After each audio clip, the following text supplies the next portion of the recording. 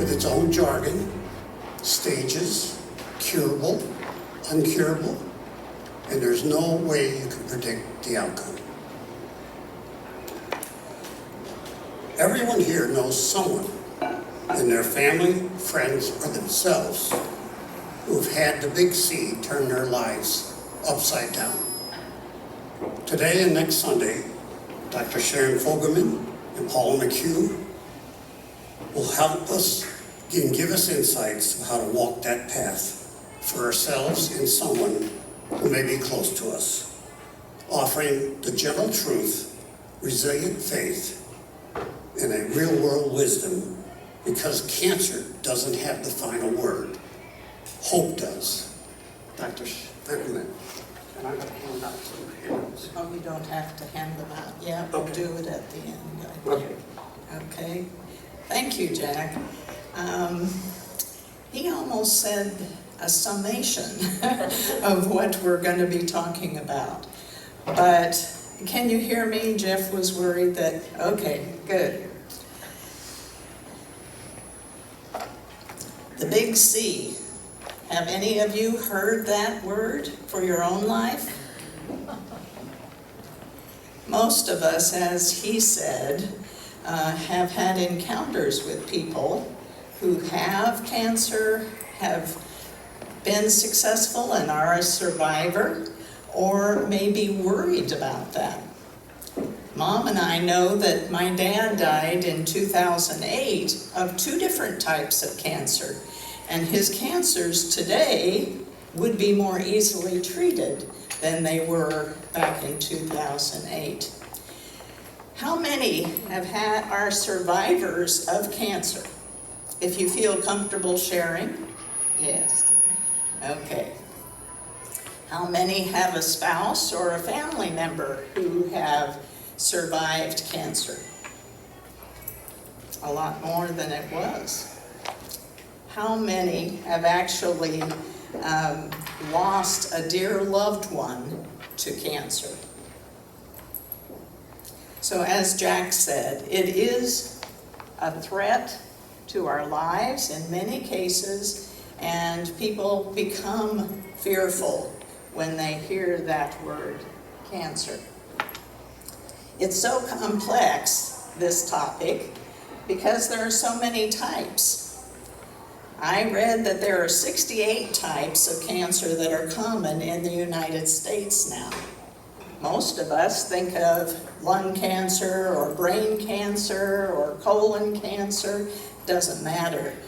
But what we know is that there are many different types of cancer that can impact us. And our memory of what cancer required of a loved one or of us with chemotherapy and all kinds of things, we can recognize it's a complex issue. And we are not medical here, although some of us work in the medical field.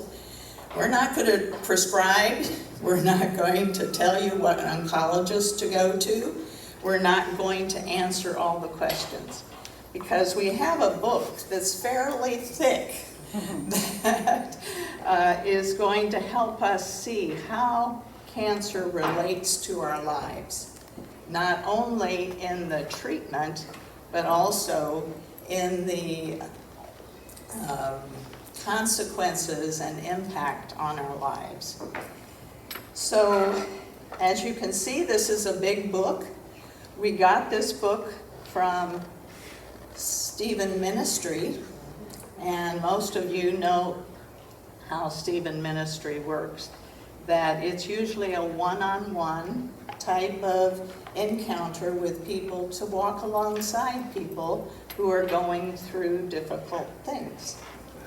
It's called Cancer Now What?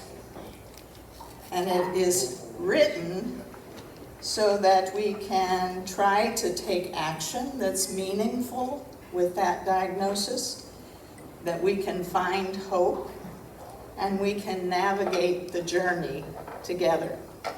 You'll see that this is not something we can handle in 2 short sessions, but we have prepared the lesson so that you can see the wide variety of topics related to cancer. And we have not a panel sitting up here, but we have several very well-prepared people who will help us to hear the message of this book. Find hope on the cancer journey. If you're like me, it's difficult when something scary, you say you're going to find hope in that. Most of us would have a hard time saying that. When we go to the oncologist or we go to the doctor and he says you have cancer in your brain and that's why you've been confused, that's why you've been imbalanced, that's why you are having headaches. Do you hear anything after that word cancer? Very rarely. People often cannot comprehend what the word cancer is, how it's going to impact your life.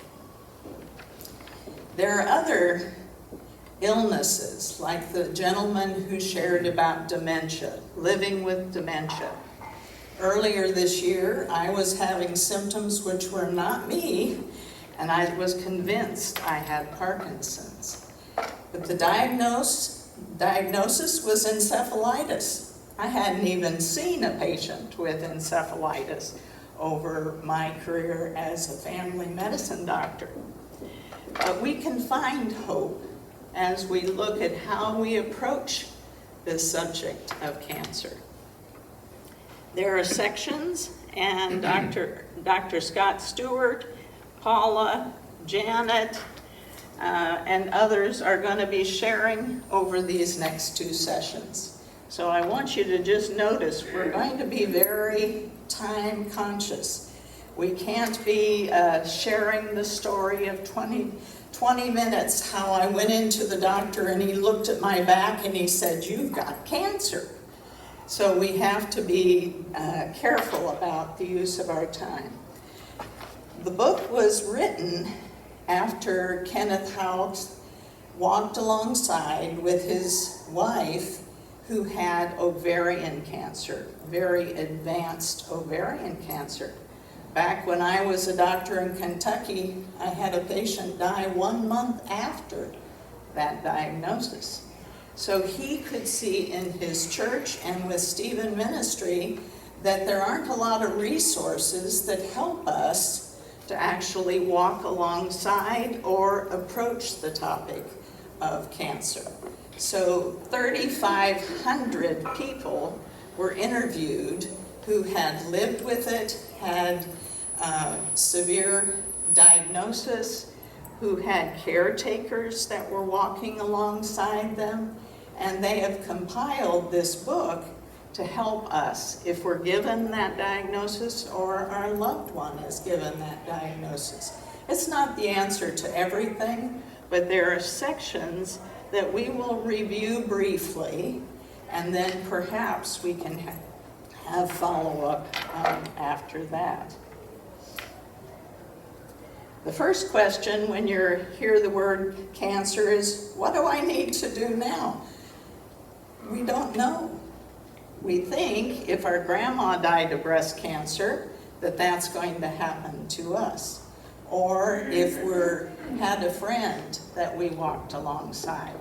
But this is also something that we have to approach, not only navigating the medical side of it, but also the emotional, relational, and spiritual challenges that come alongside cancer. The first part of the book says we're not doing this alone.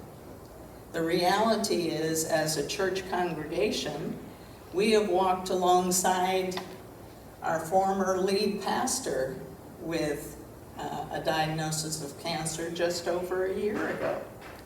So we need to realize there are others who can help us along this journey to find hope. The world is turned upside down, and Jack already said that. Our world is completely changed when we hear that diagnosis. It may be a mole that's a basal cell. It may be something else. But we have to approach that And we will realize that first we're shocked that we've avoided going to the doctor. We're in disbelief and maybe very fearful. Some people say they're furious at their body because they did that to you. How long you live is often the first question people come up, and may be very angry. So it's a whirlwind of emotions, and Scott is going to review that part of it for us. Confusion, learning slowly how to understand what we just heard, and ready to face the enemy of cancer. You're not a statistic. Doctors may give you a percentage of how long you will live, or is it going to be 5 years, is it 6 months, whatever. I know I've got less than 1 minute here, so.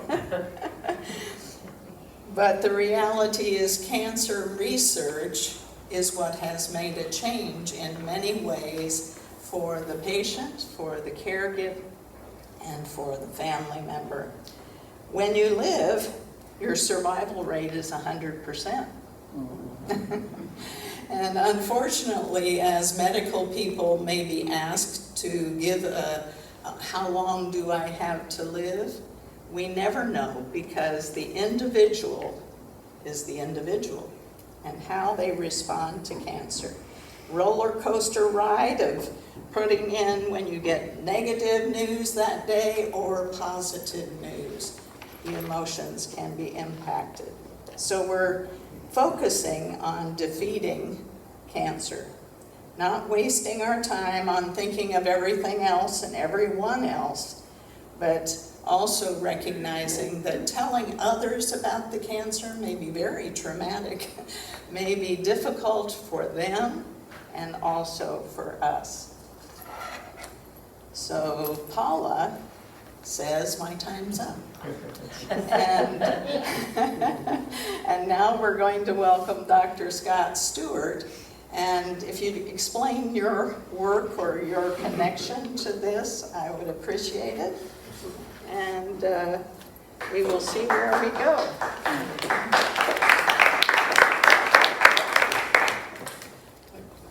I'm going to have a little bit more of an informal conversation with you, I think. So first of all, I'm very grateful for being invited. And I'm going to take just a minute to tell you about myself, since there are many of you I actually haven't met yet. So I'm Scott Stewart. I appreciate the doctor part. Scott is perfectly fine. Just to give you a bit of personal information, I was at the University of Iowa, still am, as an emeritus professor in the psychiatry and psychology department. Did a lot of work with OB, pediatrics as well. I also have an appointment at USC in Southern California and been doing work out in LA for many, many years. That's the professional stuff. The more important stuff is my wife, Sharon, and I have been married for 41 years. Some of you may know her from some of the presentations she's given. We have 4 kids. Here are our younger daughters in the back, and I think she's actually given a couple presentations here as well. And most important, we have 2 grandchildren. A little grandson who's about 2 weeks old right now, as a matter of fact, and we're looking forward to going to visit him. Let me tell you about the really important stuff. I came to Christ through Fellowship of Christian Athletes when I was in high school. It was a life-saving experience for me. Both my parents had very severe alcohol problems, and that just turned my life around. It was an amazing opportunity. Sean and I, when we got married, agreed that we would go to Missouri Synod Lutheran Church. That was her tradition, and if we didn't like it, then we'd look elsewhere for churches. And as it turned out, we went to Missouri Synod Lutheran Churches until about right before during the pandemic, when we started coming to St. Andrew. That fits a little bit better with our sense of social justice and some of the outreach that you're doing. And then finally, I actually had the opportunity to give a presentation here at St. Andrew about 25 years ago. I'm guessing none of you remembered it because it was a pretty lousy one, to be honest. Bob Robinson was chair of the psychiatry department. Some of you may remember Bob and Gretchen Robinson. And asked me to give a lecture on depression and treatment for that. And it was pretty good as an academic presentation, but I had no idea how to talk about what I wanted to talk about. So it was a really nice statistics and treatment and all that kind of stuff. And parenthetically, at the same time, I had an encounter, which I understand much better now, with a patient I was working with. She was just turning 60, and I was around 30, kind of a young hotshot psychiatrist, and was working with her, and she said, you have no idea what it's like to be 60 years old. And I said, yeah, I think I do. I mean, I'm not 60 yet, but I've worked with a lot of older people. She said, you have no idea what it's like to be 60. And she was right. Just like I really have no idea about what it's like to have cancer. And that's the last thing I wanted to share with you is I have not had cancer myself, which is directly relevant to this presentation. I wanted to ask you if you have a Bible or if you want to look online. I wanted to start with a quick Bible verse for you. I was looking through the lectionary for this week, and boy, am I glad that Pastor Carl handled that one about in Luke that he did. That didn't seem relevant to our work, but I want to give you another verse that's equally challenging, I think, relevant to what we're talking about. This is from John chapter 9, verse 1. Some of you may remember the story about Jesus healing the man born blind. So as Jesus went along, he saw a man blind from birth. His disciples asked him, Rabbi, who sinned, this man or his parents, that he was born blind? Jesus said, neither this man nor his parents sinned, but this happened so that the works of God might be displayed in him. As long as it is day, we must do the works of him who sent me. Night is coming when no one can work. While I'm in the world, I'm the light of the world. And after saying this, he spit on the ground, made some mud with saliva, put it on the man's eyes, and of course he was healed. It's a tough verse. So I was thinking about that, and I wanted to frame things with you in what I'm going to call a biopsychosocial cultural spiritual model. And I think that really raises some spiritual questions, emotional questions, social questions too. Cancer, supporting people, understanding that well. And I think that's particularly relevant for spirituality because I think we're given the answer about what cancer means, what other affliction, suffering that we go through means right in that verse, and that is a hard verse to really accept. It's not so difficult intellectually to say, well, that happened to that guy, and yes, God's glory was there, but when it happens to us or somebody we really care about, that is a really, really difficult question. It's a difficult answer to grapple with.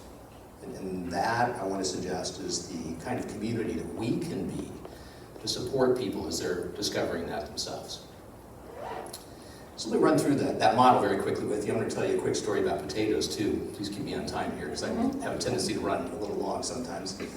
But biopsychosocial, cultural, spiritual, emotional reactions, depression, anxiety, are not simply biological reactions. And yes, that certainly is a component, but there are other components to it as well. Psychologically, people respond to bad news, crises, cancer diagnoses, other chronic illnesses or losses in various different ways.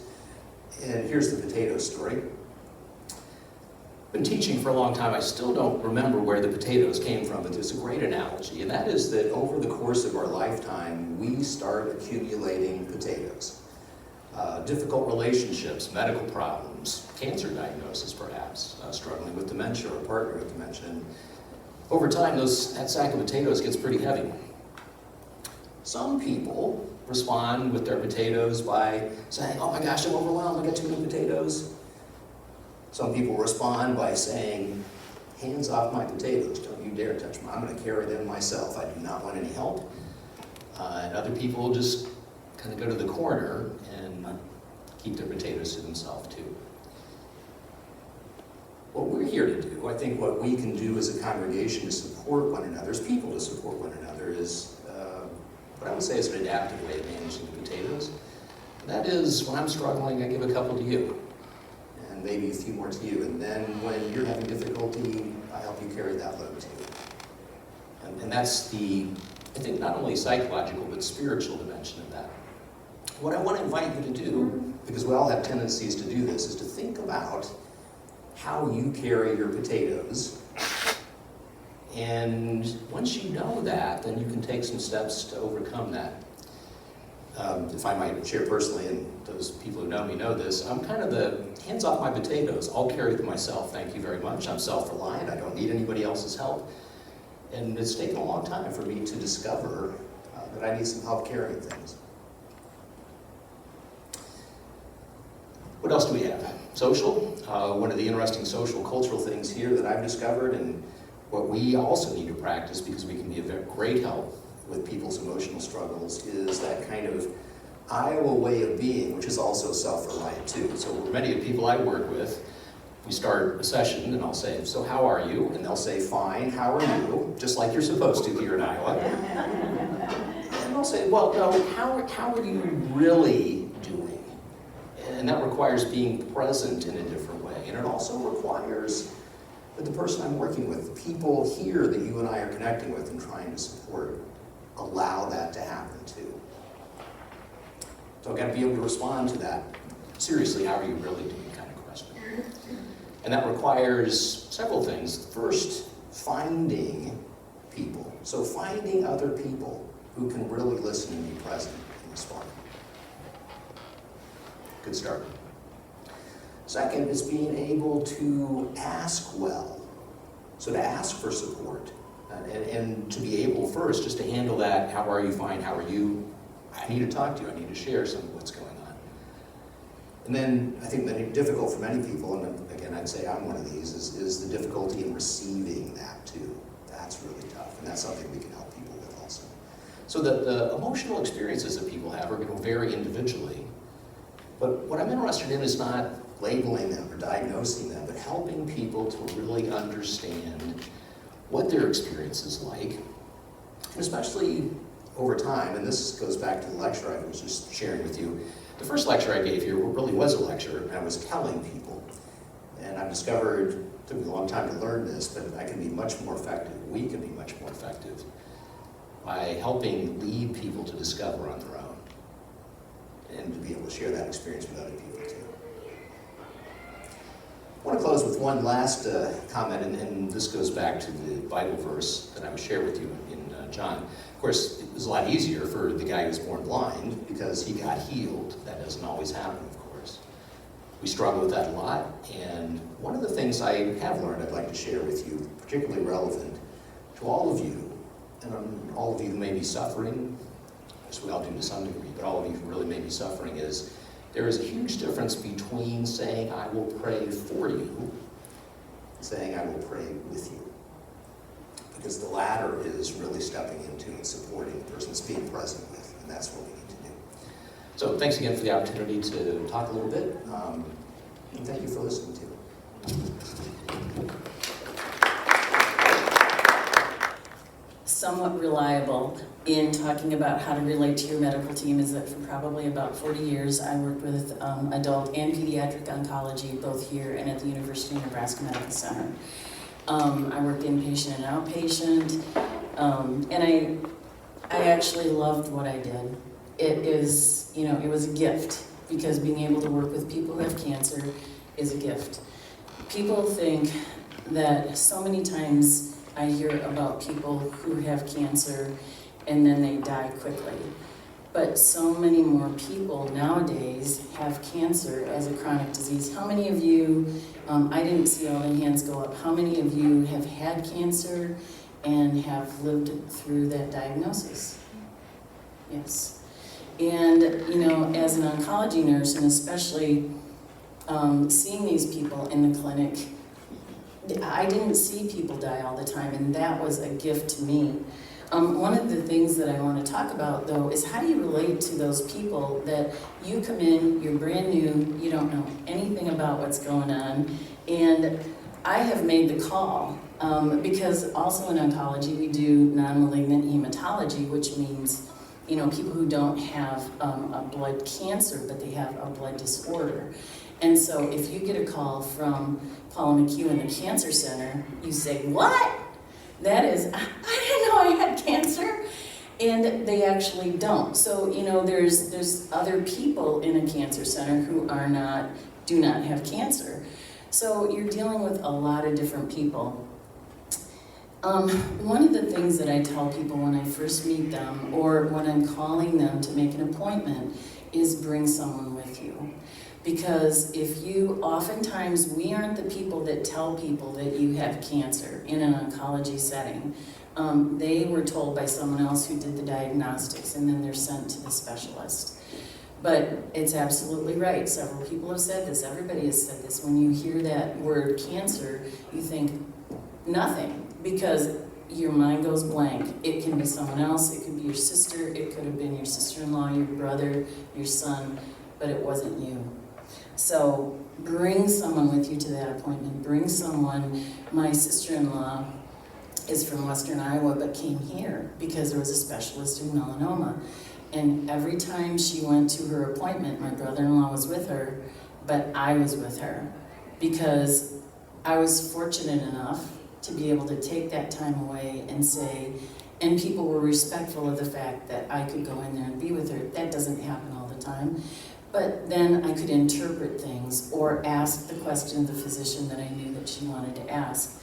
The other thing that I tell people all the time is write down your questions before you come to the appointment, because if you don't, you think of that question and you don't remember when you get there because you have that certain amount of time, and time is much more of the essence now than it ever was. You know, you just forget those questions. So I have told people hundreds of times, please write down the questions that you have before you get here.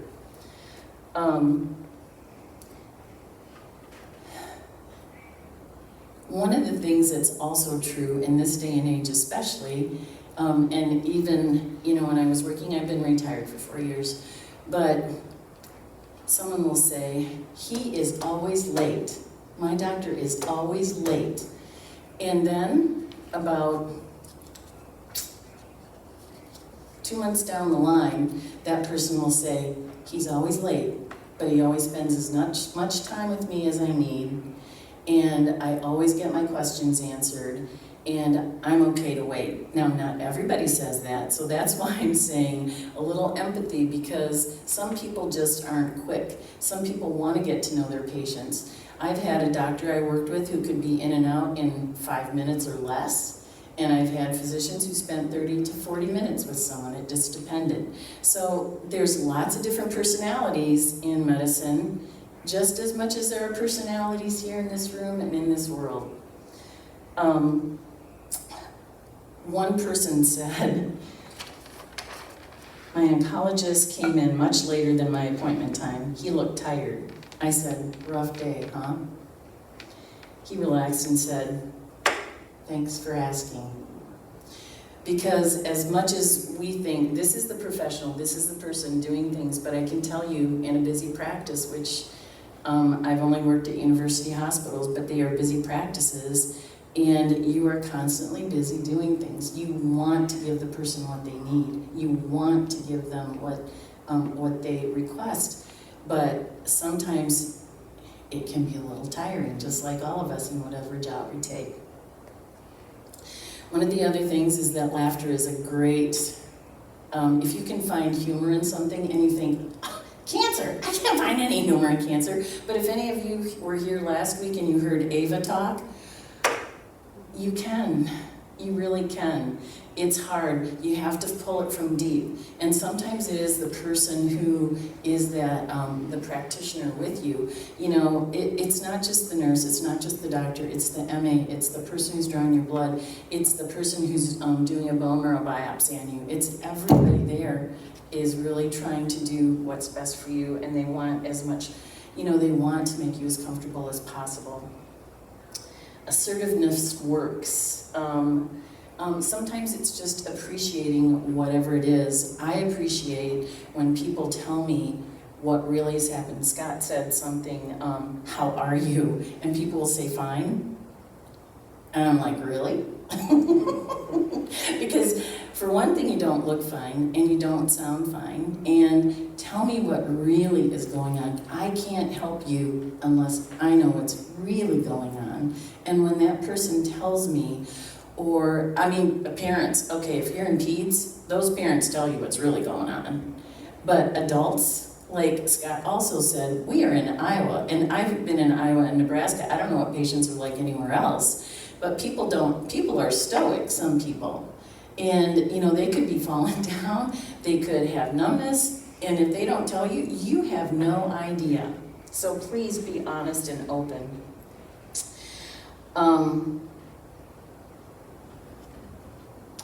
The other thing is that people really come up, everyone's individual. We come up with a plan that we think is going to work best for you. But everybody is individual, and how people respond, yes, we know the statistics about how someone's supposed to respond to this and what they might do, But there are tremendous outliers sometimes, and we don't know if this is actually going to work for you. So we need to know what's going to work for you, and by you being honest with us, we can say, okay, we need to tweak this. We need to do a little bit with more of this, a little bit more anti-nausea med, we need some pain meds. Communicate honestly. Other thing is, you know, all caregivers are a little bit different, but try to respect what that person brings to the table. Taking personal responsibility for what you do and what you don't do, and be honest. If you say, well, I didn't do what you told me to do, then we can figure things out a little bit better. Having realistic expectations of the team and telling the team what you need so that the team can do the things that you need as well. Incorporate that. You know, we can't do everything you need. You know, if you bring me a list of 20 things, I don't know that I can do that. But if you tell me the 3 most important things for you and how to work best with you, then we can work. There's so much more to say, but I am going on because Janet's next topic is so important too, and it's defining self-care and how to do that. Thank you. Hi everyone, I'm Janet, and I was a nurse counselor at the university hospitals, worked on the inpatient units, including the cancer units. So I'm going to be talking a little bit more about self-care. You know, I think the first thing we have to realize that when you hear the word cancer, it destabilizes us. It gives us a feeling of powerlessness, a feeling of vulnerability. I almost have the picture that when you hear cancer, it's almost like we become a bit like a tumbleweed, that we lose the roots, we lose those things that ground us. So I think one of our first challenges is figuring out how do we find ways to get new roots? How do we get that structure? So I'm going to give you 2 possible avenues. One is figuring out what your routines are. Routine gives us structure, and what we're trying to do when you're a tumbleweed, you're trying to find ways that you can have some structure, you can have some fences.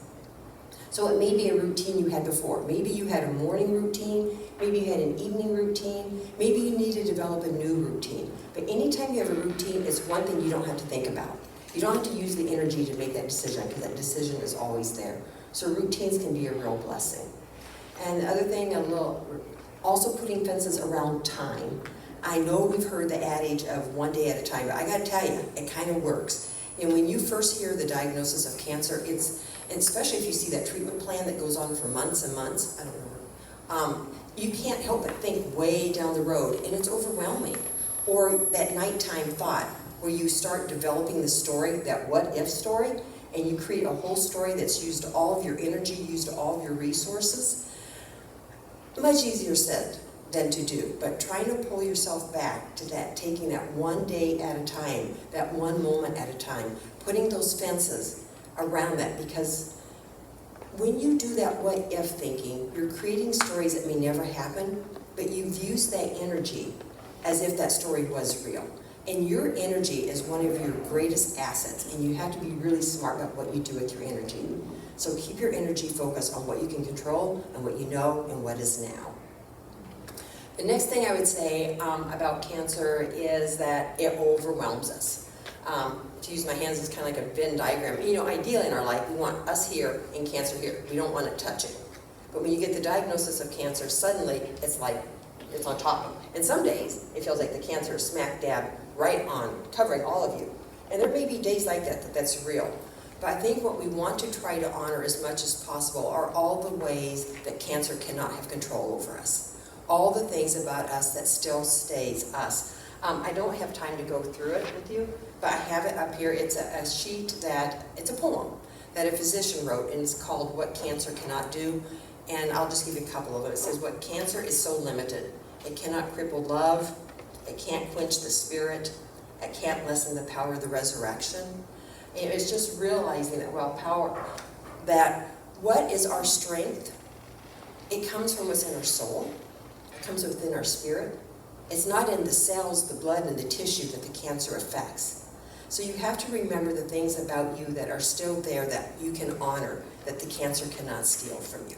Because while cancer is powerful, we don't want it to have more power than what it deserves. The other thing I would say with cancer, it sounds kind of weird, but there can be bizarre lemonade that comes out of those lemons of cancer. That there can be weird growth, there can be I've seen healing of relationships that have been broken for 25 years because you realign priorities. I've seen where people have grown in how they cope. I am a big believer in developing the art of gratitude. There's research that's showing that gratitude can be almost as powerful as an antidepressant. So learning that skill of gratitude, learning the beauty of a breath prayer. Speaking a little bit to what Scott was saying about the spirituality, finding a Bible verse or a line or a word, trust, something that you can inhale, breathe in the peace of those words, and then breathe out and let go of that tension. Those are the kinds of things of resilience and coping that you can learn that you maybe didn't have before cancer. So cancer can teach us things, so be open to that too. And the last thing I would say about not allowing cancer to have more control, cancer takes a lot of energy. And sometimes I think you have to say, I need a break. And it sounds weird, but you can build in breaks to cancer. Maybe it's that, and you will know when you're feeling it depleted, you know when those batteries are needing to be recharged and you need to kind of put some fences around cancer the best you can. So it may be when that friend or that family comes, you can say, I'd love to talk with you, but I don't talk about anything but my cancer today. How are you? What did you think about that TV show? What did you think about that football game? Whatever it is, it's finding those other things that you can talk about that can fill your cup, that can give you a break, that can allow you to recharge your batteries, so then you can get back in and do the charge of it all. Okay? The last thing I want to mention is that I think there's a lot of people who think that when they are done with their cancer treatment, they're okay. They've made it through the hurdle. You have made it through a hurdle? Yeah, you're shaking your head. Yeah, but I have nurses from Illinois and Wisconsin that say you need to follow up on your treatment, and that's who I go to. I go to Yeah. Dr. Rose to, I'm sorry. Because you need to, when you finish your cancer journey, you need to continue checking out, because Right.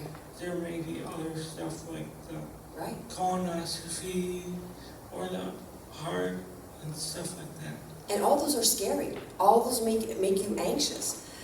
So lots of times too, people think they're supposed to go back to their life as they knew it. And I will be honest with you, cancer for a lot of people changes them. They don't know they can't relate to that person who they were. And they also are not quite sure who they are now because they're still figuring it out. And then you have the anxieties related to test results and upcoming procedures and all that. The other thing I will say to you is that our bodies are pretty selfish. When it's being taxed emotionally, it takes this energy for itself. And it doesn't leave a lot of energy for the emotional piece. So lots of times what I tell patients is that lots of times as you're feeling better physically, that's when you start feeling worse emotionally. Because you finally have the energy freed to do the emotional coping. So it strikes people as very odd that here I am, I'm finally doing better, but I feel like crap.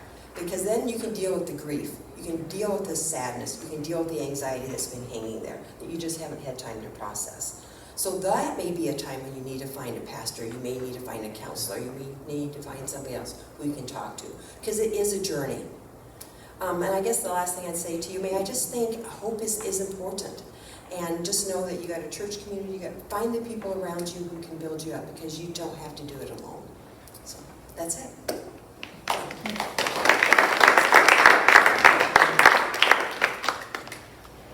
Thank you.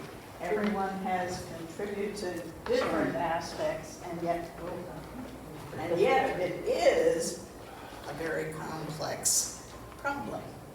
And so we have a section of question and answer. We've got, 15 minutes? So if people have questions or have a very short story or something that is different, we'd love to have you share it. Next week, we are going to be having a few other people who have experienced cancer, and want to share briefly about their journey. This is a journey, and as Janet said, we're changed when we go through this kind of experience, and we may not understand that. Why do I need to take a nap in the afternoon, even though I used to work 15 hours a day, and now my body is different. We have to listen to our body. So if someone wants to speak out a question, that's fine. If you would rather, write it down and we can look at it for next week. We'd be happy with that as well. And then next week we'll talk about the idea, is there any need for something to follow up? Because some people, I thought the university would have so many support groups for cancer that we wouldn't need to think about that. But if someone feels that it'd be helpful to talk about as a group, either being a caregiver for someone with cancer or the possibility of walking with 1 or 2 or 3 other people who are going through cancer at the time. So anyone want a piece of paper, or would anyone like to share something that we haven't brought up that you feel is important?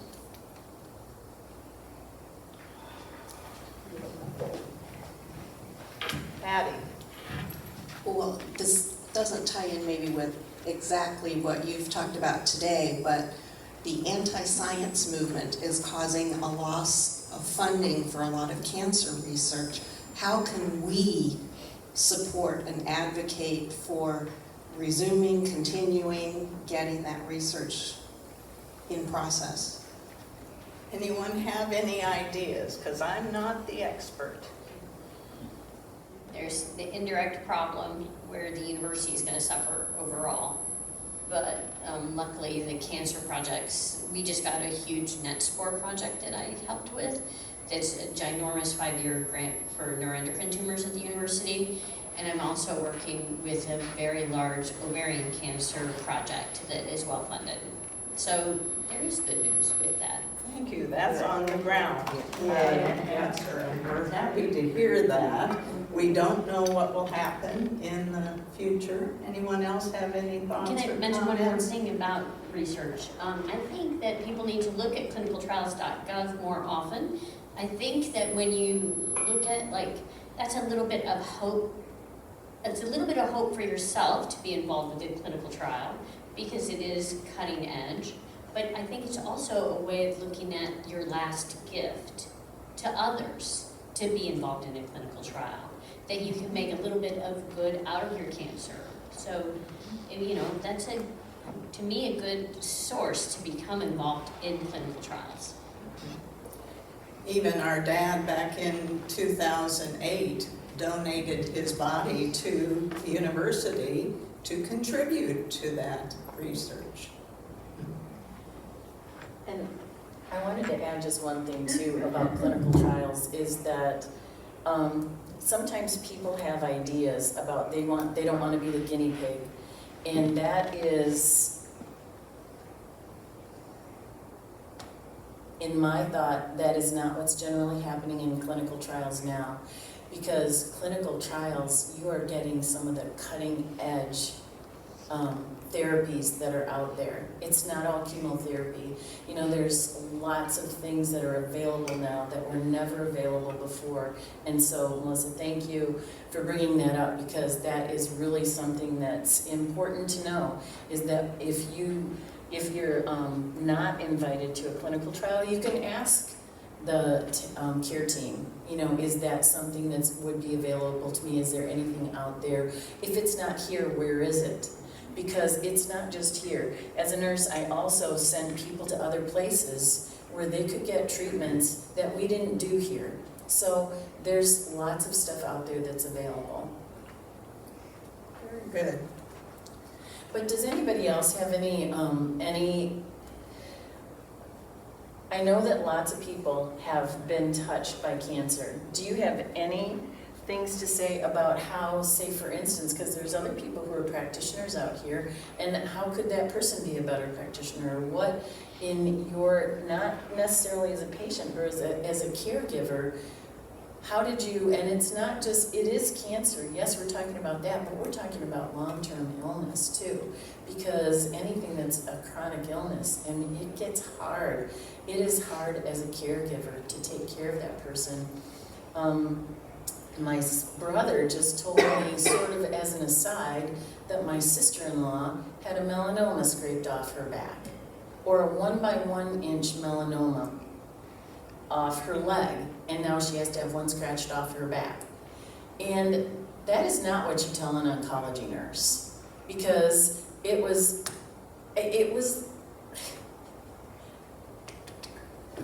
you know, and that's a problem for me. Okay, I'm admitting that's my problem, because I want to know more about it. But my brother didn't realize the complexity of that, because my other sister-in-law died of a melanoma, because it wasn't done, that person years back before she came to the U, nobody did follow up on the melanoma. Because then she was diagnosed within months with breast cancer, and everything went to the breast cancer and nothing went to the melanoma. So, you know, there's so many different stories that we have, but if anybody would like to share, please do. We're not going to try to repeat this book, but if anyone would like to also share something, you can send us an email, or you could write something out so that we can compile a list. We've got some reading resources here if anyone would like to look at some more books or scripture verses. We've got some scripture verses as well that that might be of some thought, might be thought-provoking for people. So please, if you'd like one, pick one up. We didn't know if anybody would want them, but they're here. There is a book that's called Between Two Kingdoms, and that is not in our library, but on the bottom and on the back, there are all sorts of resources that are at the St. Andrew Library, so they're here for you. And that poem up there that I said, what cancer can't take away, is also up there if you want a copy. And as you look at what we're planning to talk about next week, relating to the immediate family from women who have had a cancer and their children are younger, we haven't even approached the whole idea of cancer in children. Listening and how we can help our fellow St. Andrew or our friends or our families is listening and creating a safe space for them to share. For next week is the spiritual matters when you are challenged by the diagnosis of cancer or your family is. And I'll just close with this scripture verse. Many of us know this, and I was struggling to say, do we really find hope in the cancer journey? It's been shared there are ways that we grow and can learn about ourselves and about the world and about our faith. From Romans 15, verse 13. Now may the God of hope fill you with all joy and peace as you believe in him, so that you may overflow with hope by the power of the Holy Spirit. That scripture, I think many of us go to when life seems rough.